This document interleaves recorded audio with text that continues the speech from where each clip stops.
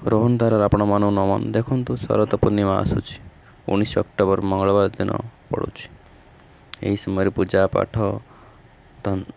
ତନ୍ତ୍ର ସିଦ୍ଧି ଲକ୍ଷ୍ମୀ ପୂଜା ଆଦି କରି ଅନେକ ସିଦ୍ଧି ମିଳିପାରିଛି।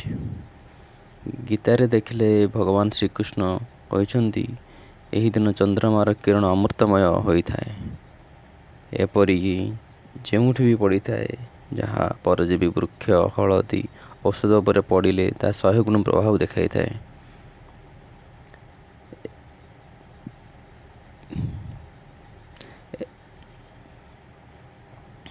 ଯଦି କୌଣସି ବ୍ୟକ୍ତି ଆଧ୍ୟାତ୍ମିକରେ ଉନ୍ନତି କରିବା ପାଇଁ ଚାହେଁ ସେ ଏହି ଦିନ ଉଜାଗର ରହି ବ୍ରତ କରିପାରିବ। ଏହି ସମୟରେ ଉଜାଗର ରହି ଜପ ତପ କଲେ ଅନେକ ଲାଭ ମିଳିପାରିବ। ଏହି ଦିନ ଲକ୍ଷ୍ମୀଙ୍କର ଜନ୍ମ ହୋଇଥିଲା।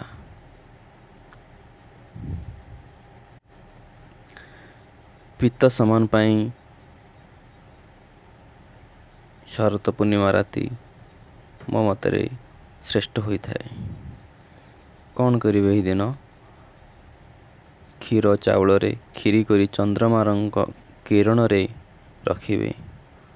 ପରଦିନ ସେହି କ୍ଷୀରି ଖାଇଲେ ରୋହନ ଧାରାର ଆପଣମାନଙ୍କୁ ନମନ। ଦେଖନ୍ତୁ ଶରତ ପୂର୍ଣ୍ଣିମା ଆସୁଛି 19 ଅକ୍ଟୋବର ମଙ୍ଗଳବାର ଦିନ ପଡ଼ୁଛି। ଏହା ଛଡ଼ା ଏହି ସମୟରେ ପୂଜା ଆଖିର ଦୃଷ୍ଟି କମିଯାଉଛି ତନ୍ତ୍ର ସିଦ୍ଧି ଲକ୍ଷ୍ମୀ ପୂଜା ଆଖି ସମ୍ବନ୍ଧୀୟ ଅନେକ କୌଣସି ସମସ୍ୟା ଦେଖାଯାଉଛି ସେମାନେ ଗୀତାରେ ଦେଖିଲେ ଭଗବାନ ଶ୍ରୀକୃଷ୍ଣ କହିଛନ୍ତି ଏହି ଦିନ ଚନ୍ଦ୍ରମାର କିରଣ ଅମୃତମୟ ହୋଇଥାଏ ଓ ସୂତା ସାହାଯ୍ୟ ଏପରିକି ନେଇ ଯେଉଁଠି ବି ପଡ଼ିଥାଏ ଚନ୍ଦ୍ରମାଙ୍କ କିରଣରେ ବୃକ୍ଷ ହଳଦୀ ଔଷଧ ଉପରେ ପଡ଼ିଲେ ତା 100 ଗୁଣ ପ୍ରଭାବ ଦେଖାଇଥାଏ। ପ୍ରକାଶ ଦରକାର ପଡ଼ିବ ନାହିଁ।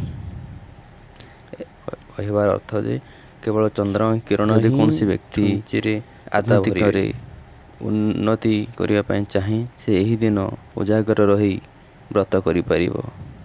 ଏହି ସମୟରେ ଉଜାଗର ଦ୍ୱାରା ନେତ୍ର ଜ୍ୟୋତି ଜପ ତପ କଲେ ଅନେକ ଲାଭ ମିଳିପାରିବ।